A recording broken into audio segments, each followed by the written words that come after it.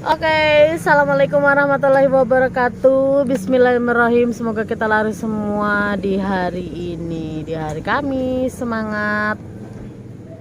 Di video kali ini aku mau berbagi tips buat teman-teman lagi ya, karena lanjutan dari kemarin. Dari modal minim bisa bertambah besar. Bagaimana caranya?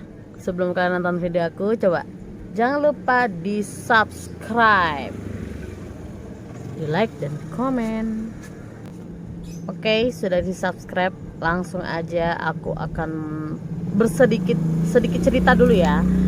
Dulu aku modal 25 juta 2017. Bagaimana ya bisa berkembang? Tapi jangan muluk-muluk, ingat di vlog sebelumnya, jangan muluk-muluk langsung besar. Ingat, bertahap. Aku juga bertahap. Ya, bertahap. Ilmunya itu loh yang susah. Soalnya dagang, bocah cilik juga bisa dagang. Bertahannya itu kebanyakan ya. Oke, saya punya ada 3 cara. Gimana sih kita bisa mengembangkan warung? Ada yang takut mau ngambil bank, tapi kan kita niat kita mau membayar. Kalau misalnya takut ngambil bank, ada satu tips lagi nih, berkembang disuplai sama supplier sama distributor tanpa bunga. Kalau di bank kan kita bunga, belum bayar cicilannya, pusing gitulah ya, harus kejar setoran gini. Tapi kalau misalnya kita punya distributor, kita disuplai barang terus, syaratnya itu ada 3 biar kita itu berkembang. Kok bisa ya, kayak di thumbnail aku foto yang di awal 25 juta jadi 200 sampai ratusan juta gitu. Bahkan setahun tuh bisa mencapai 2M lebih gitu ya. Wow gitu ya. Alhamdulillah. Pokoknya semangat. Pokoknya yang dari kecil tuh jangan langsung, semua tuh ada proses ya. Nah, ini yang pertama. Yang pertama itu kalian itu harus menetap. Ingat ya. Gimana sih biar distributor sama supplier besar itu bisa ngasih barang ke kita tanpa bunga, tanpa syarat, tanpa embel-embel gitu. Kita tuh harus menetap tuh kayak mana?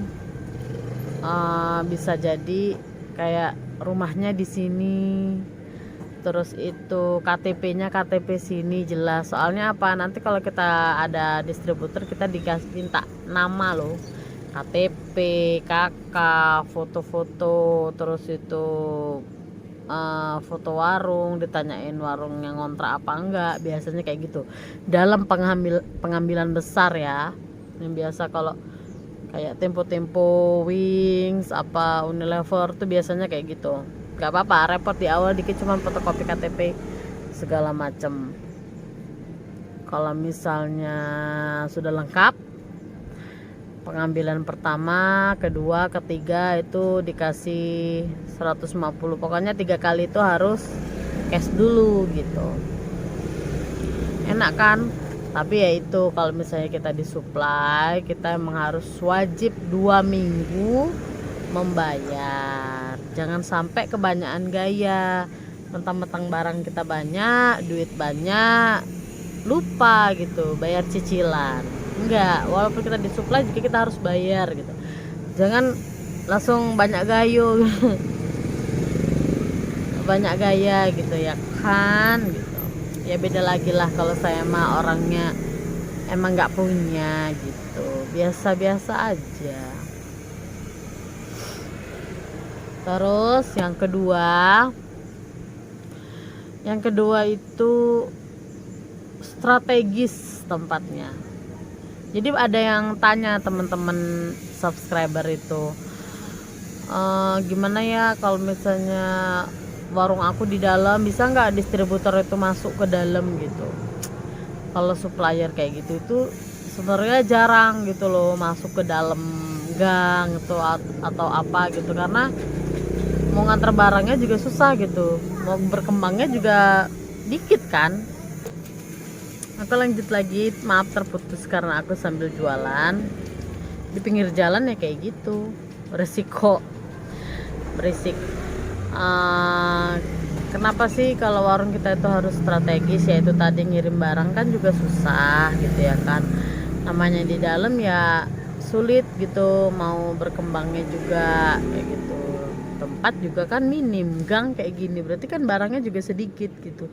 Jadi buat teman-teman kalau misalnya mau ngambil keputusan mau maju nih gitu, jangan ragu-ragu, langsung des gitu katanya suami aku. Kalau mau nyemplung sekalian, kalau mau sukses ya harus ada proses gitu katanya. Sok pinter sih enggak, cuman ya dari teman-teman subscriber juga banyak sharing kayak gitu ilmunya.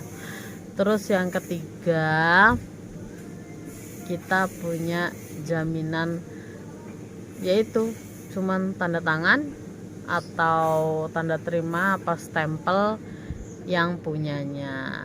Pasti distributor juga percaya. Distributor sekarang makin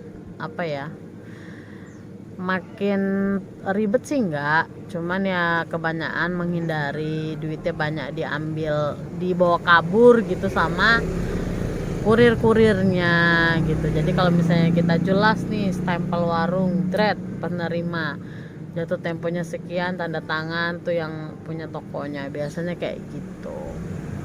Simple aja. Jadi buat teman-teman yang berdagang, pelan-pelan pasti bisa gitu ya. Kayak mau tanya-tanya juga boleh gitu. Pokoknya semua orang yang mau maju, mau sukses itu harus ada proses.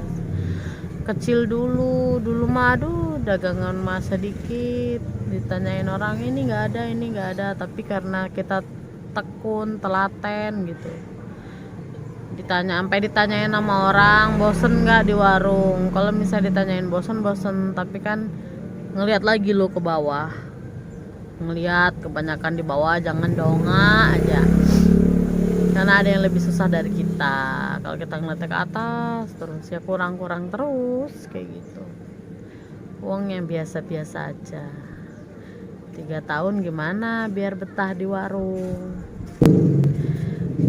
Cari hal-hal yang positif. Kalau misalnya di warung itu banyak sholawat, banyak berdoa, terus itu gak usah lah kayak bergaul yang sosialita, konsen aja di warung. Namanya kita masih merintis kan, jangan sampai kalian sering libur terus uangnya itu yang dipakai nggak berkepentingan gitu. Ada yang nanya, pokoknya kalau misalnya Mbak berarti hari-hari ngambil keperluan hari-hari gimana, apa tetap bayar? Ya enggak lah, orang kita mata pencarian kita di warung gitu. Yang penting kalau misalnya nggak terlalu penting, nggak usah lah banyak pengeluaran gitu. 3 tahun jadi semangat.